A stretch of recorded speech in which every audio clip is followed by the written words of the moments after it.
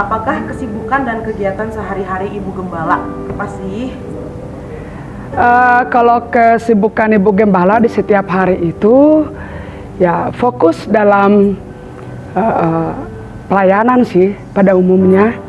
Tapi ada juga masuk di komunitas-komunitas hamba Tuhan yang mungkin juga komunitasnya juga pendeta-pendeta saya Jawa Barat, ada juga pertemuannya, ada juga komunitas-komunitas dalam pelayan-pelayan wanita. Jadi setiap harinya waktu saya tidak terbuang begitu saja. Bagaimana sih proses penggembalaan Tuhan dalam kepemimpinan Ibu dalam menggembala jemaat yang Tuhan percayakan? Oh iya, saya di proses Tuhan itu tentu dengan caranya Tuhan ya. Kita nggak pernah tahu kapan waktu untuk Tuhan memproses kita untuk menjadi gembala sidang. Tapi ternyata dengan tidak diduga-duga ketika Bapak Gembala dijemput oleh Tuhan, ya tentunya saya pun harus mempersiapkan diri menjadi gembala jemaat di tengah-tengah gerejanya. Apa yang Ibu rasakan pada saat Bapak Gembala meninggal dan merasa sendiri? Apakah Ibu Gembala dipenuhi ketakutan saat itu? Kalau perasaan saya ketika Bapak Gembala Tuhan sudah jemput, tentunya saya pun berkata, bahkan saya ungkapkan itu kepada Tuhan. Sekuat apa saya Tuhan?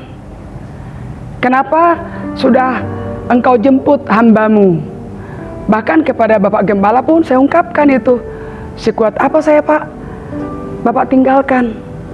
Jadi dengan berjalannya waktu dan saya pun ya mengerti apa yang Tuhan telah perbuat bagi Bapak Gembala, ya ternyata pekerjaan Bapak Gembala sudah selesai.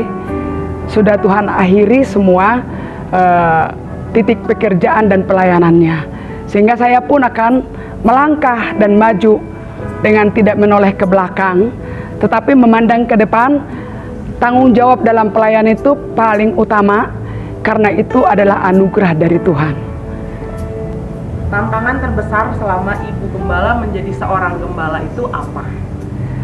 Tantangan bagi saya sebagai Ibu Gembala sebenarnya tidak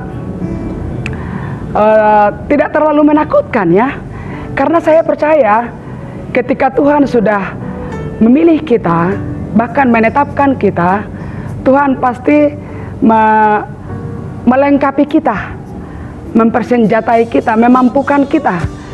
Dan hal itulah yang selalu saya rasakan, bahwa Tuhan yang memberikan kemampuan kepada saya, semangat kepada saya untuk melakukan tanggung jawab di dalam pelayanan itu. Sehingga penggembalaan itu saya anggap adalah anugerah. Dan saya bersyukur juga ada banyak rekan-rekan sepelayanan yang banyak mendukung, sehingga pelayanan itu dapat berjalan dan terlaksana dengan baik sehari ke sehari. Ibu Gembala pernah nggak sih bosan untuk rutinitas penggembalaannya Ibu, dan gimana cara Bu Gembala bisa berkomitmen dalam penggembalaan Ibu? Saya nggak pernah merasa bosan ya. Bahkan saya selalu dalam pokok doa saya selalu saya katakan kepada Tuhan, berikan saya Tuhan panjang umur dan sehat, supaya saya dapat melakukan tugas pelayanan ini sampai Tuhan menyatakan sudah selesai. Jadi saya tidak pernah merasa bosan, karena saya tahu itu berkat yang luar biasa. Pelayanan itu bukan beban, tapi pelayanan itu adalah membawa kita untuk lebih menikmati hadirat Tuhan. Sebagai gembala sidang, saya nikmati saja. Saya belajar terus bagaimana meningkatkan, bagaimana memajukan, bagaimana supaya jemaat itu juga terlayani dengan baik. Dan itu bagian dari tanggung jawab sebagai gembala sidang. Sehingga gembala sidang juga tidak menutup diri untuk belajar dan belajar.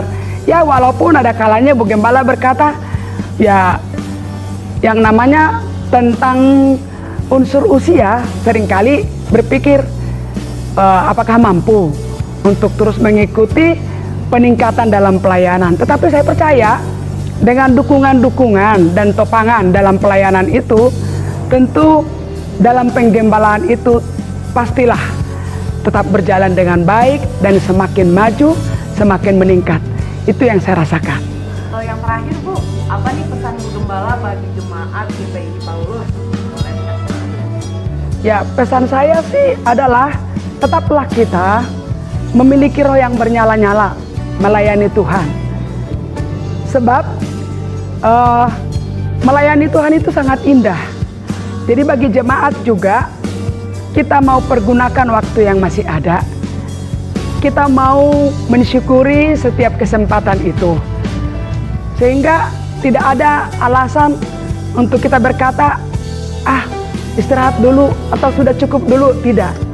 Karena setiap waktu ketika kita masih mendapatkan kesempatan untuk melayani Tuhan sekecil apapun, kita lakukan untuk Tuhan saja. Sehingga jemaat dan rekan-rekan sepelayanan ya, untuk tetap maju, tetap semangat, jangan ada menoleh ke belakang, tapi pandang terus ke depan.